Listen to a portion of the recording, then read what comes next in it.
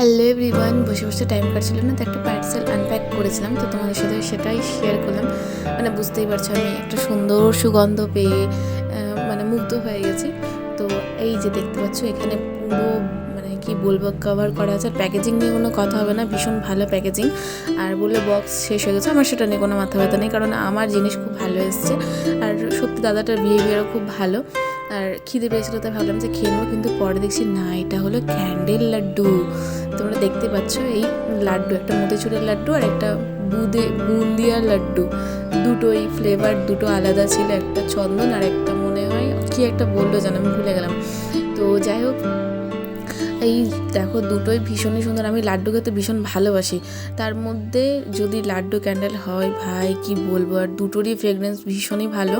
আর আমি ইনস্টাগ্রাম এখানে শো করে দিচ্ছি, তোমরা যদি নিতে চাও তো নিতে পারো, আর ভীষণই রিজনেবল প্রাইসে। আর আমি ফার্স্ট নিয়েছিলাম, তো আমার শিপিং চার্জ নেয়নি, তো তোমরাও অর্ডার করতে পারো। তো চলো দেখা হচ্ছে নেক্সট ভিডিওতে।